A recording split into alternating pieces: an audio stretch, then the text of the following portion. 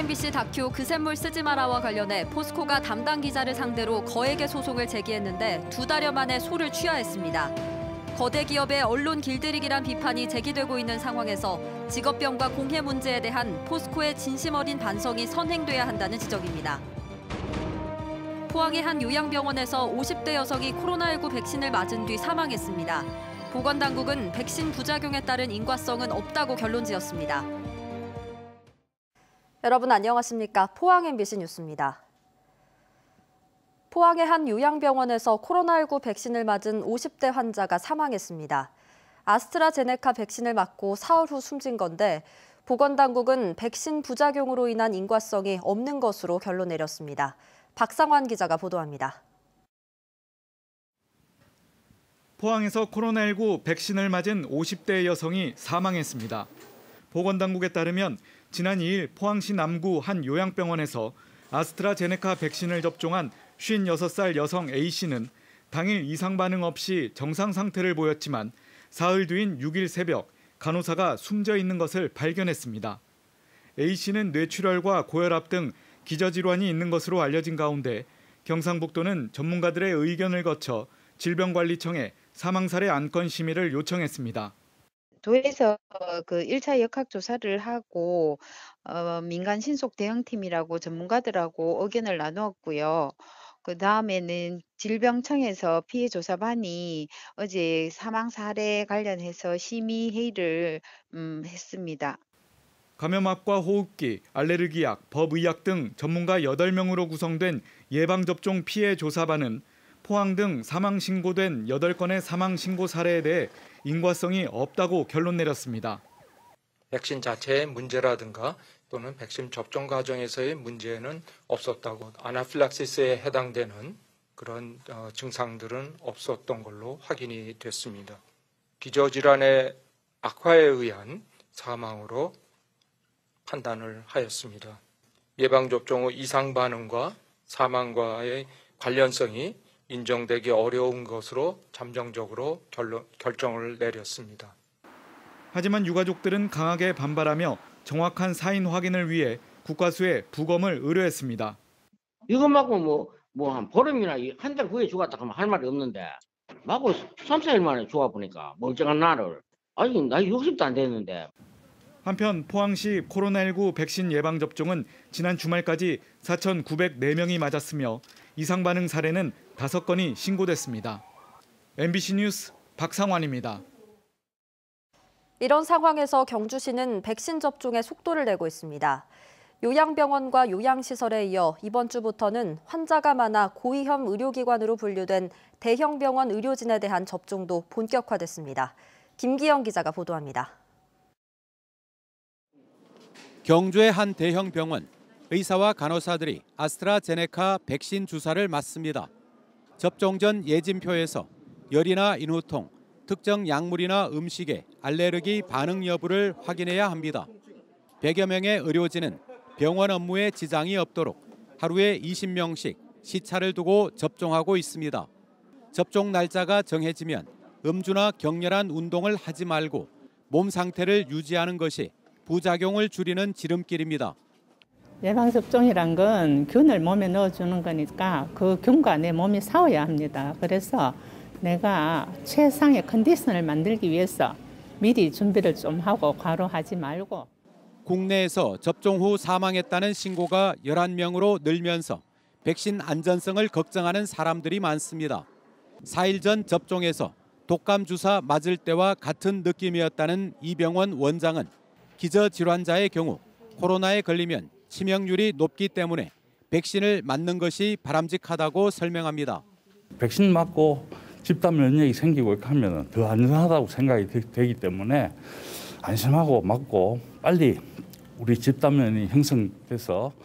경주시는 3월 말까지 의료진 등 7천 명의 접종을 마치고 2분기부터는 노인재가 복지시설과 65세 이상 어르신 등 분기별 접종 계획을 수립했습니다.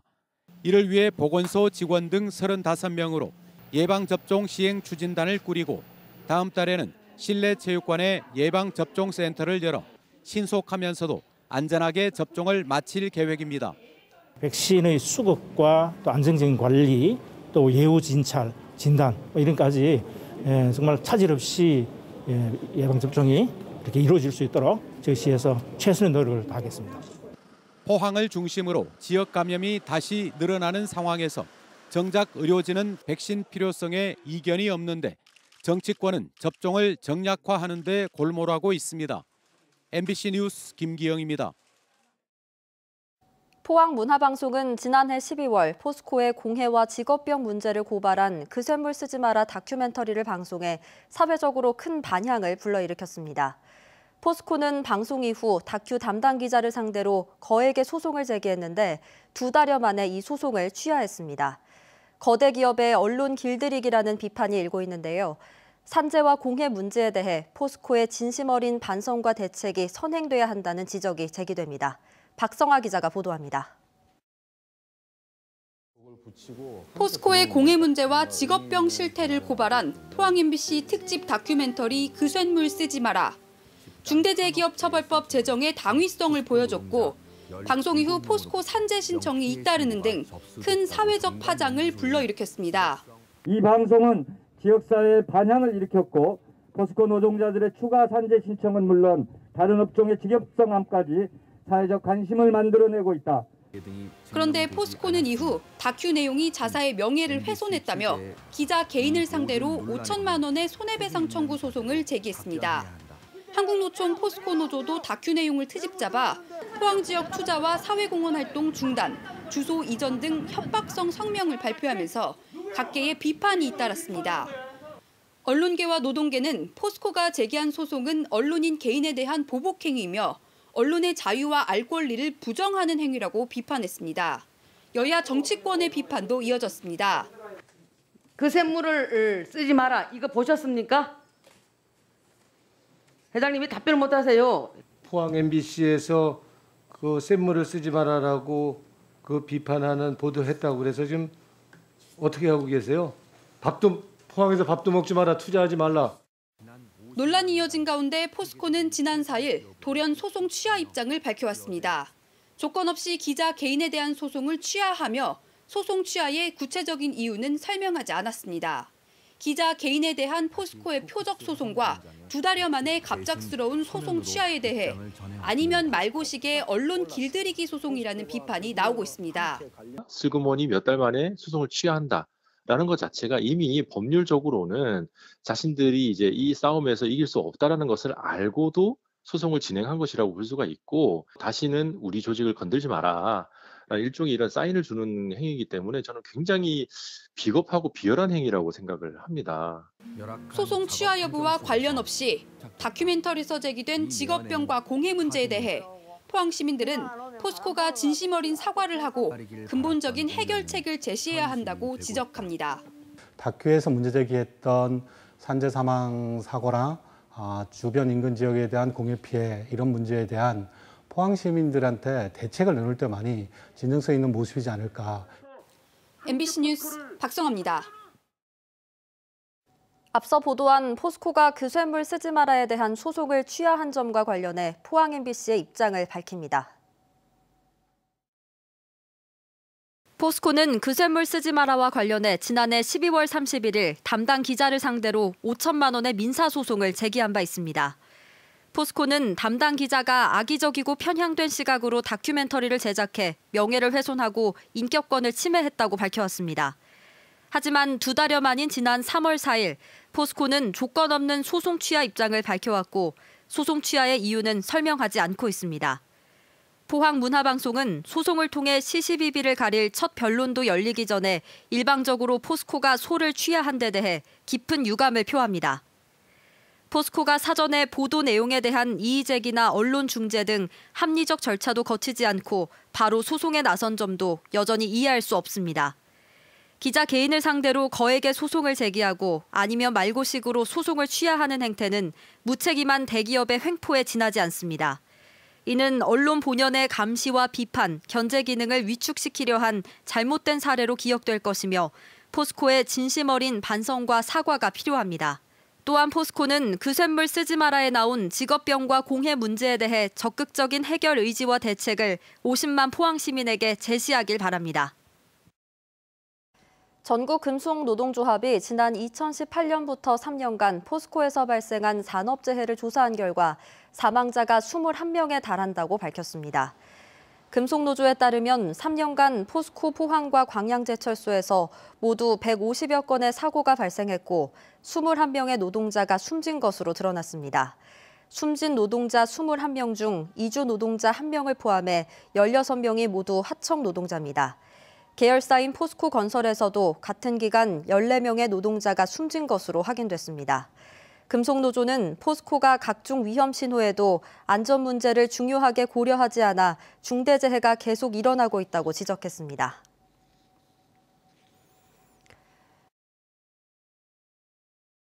또 여성들이 장미를 들고 거리로 나왔습니다. 여성 노동자들이 생존권과 함께 남성과 동등한 기본권을 요구한 지 113년이 지났지만 아직 차별은 여전합니다. 손은민 기자입니다. 붉은 장미를 든 여성들이 광장에 모였습니다. 손에는 성평등은 생존이라고 적힌 노란 종이도 함께 들었습니다.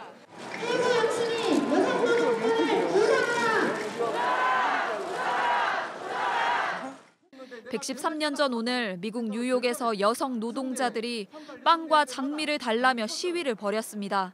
빵은 굶주림을 해소할 생존권을, 장미는 남성과 동등한 기본권을 뜻합니다. 이들은 여성에게 차별적인 노동 환경이 지금도 그대로이고 생존의 위협으로 이어지고 있다고 말합니다. 비정규직에 종사하는 여성들은 행복 영순위입니다. 여성들은 일자리만 없어진 것이 아니라 이 사회에서 사라지고 있습니다. 현실은 숫자로 더 뚜렷하게 드러납니다. 통계청이 발표한 자료를 보면 코로나19가 우리 일상을 멈춰버린 지난해 여성 49만 9천 명이 일터에서 밀려났습니다. 남성 일시 휴직자보다 47% 많습니다. 사라진 일자리의 크기도 다릅니다. 남성 취업자 8만 2천 명이 줄어들 때 여성 취업자는 13만 7천 명 줄었습니다. 노동시장에서 여성이 훨씬 열악하고 불안정한 자리에 있다는 걸 알 수 있습니다. 여성 취업자 중 45%가 비정규직입니다. 남성의 1.5배입니다. 남녀의 월 평균 소득 격차도 여전히 큽니다. 반면 돌봄과 가사 노동의 시간은 여성이 4배가 넘었습니다.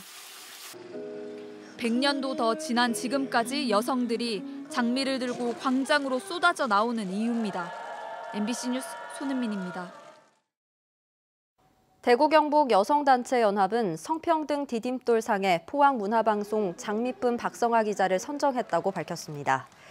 여성단체연합은 포항문화방송이 포항시 공무원 성폭력 사건 등에 대한 지속적인 보도를 통해 지역사회 잘못된 인식을 변화시키고 성차별 문화를 바꾸는 데 이바지했다고 밝혔습니다.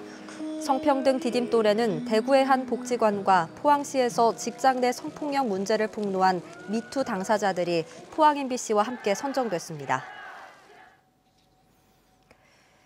울진군은 마린CC 골프장 위탁 운영 우선 협상 대상자로 주식회사 BNG를 선정했다고 밝혔습니다. 이에 따라 울진군은 이달 말까지 대상업체와 위수탁 협상을 진행하고 다음 달부터 본격적인 인수인계를 시작할 예정입니다.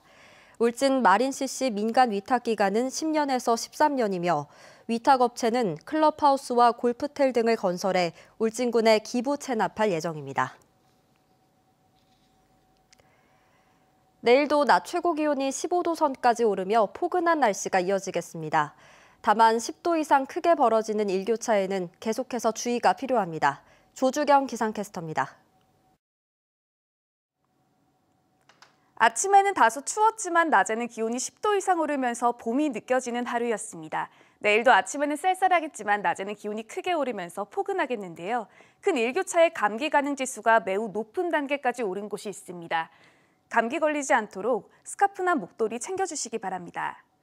이어서 자세한 지역별 날씨 보시면 내일 경북 동해안의 하늘은 오늘보다 구름 많겠습니다. 아침 기온은 0도에서 2도로 오늘과 비슷하게 시작하겠지만 한낮에는 14도에서 15도로 오늘보다 3도가량 높겠습니다. 울릉도와 독도도 구름 많겠습니다. 아침 기온 울릉도 4도, 독도 6도로 시작해 한낮에는 9도에서 11도까지 오르겠습니다. 동해바다의 물결은 0.5에서 1.5m로 비교적 잔잔하게 일겠습니다. 이번 주에 우리 지역엔 또다시 비 소식이 있습니다. 수요일 오후부터 차차 흐려지기 시작해 목요일과 금요일 사이 비가 내릴 전망입니다. 날씨였습니다. 영덕군 보건소는 오는 5월까지 석 달 동안 비대면 라이브 운동교실을 운영한다고 밝혔습니다. 라이브 운동교실은 매주 월요일과 목요일 오후 2시 포털 사이트 줌을 통해 실시간으로 방송되며 강의 영상은 홈트 건강교실 밴드에서도 볼 수 있습니다. 영덕군은 주민들이 쉽게 따라할 수 있는 스트레칭과 댄스, 근력 강화, 유산소 운동 등으로 프로그램을 구성했다고 밝혔습니다. 영덕 국민들의 생활 만족도가 경북 도내에서 가장 높은 것으로 나타났습니다. 경북행복재단이 발표한 지난해 경북도 사회보장 통계에 따르면 영덕 국민의 근로여건 만족도는 84.5%로 경북 도내에서 유일하게 80%를 넘었고 임금 만족도는 75.2%를 기록했습니다. 또 소비 생활과 주택, 안전 만족도 부분에서도 1위를 기록했습니다.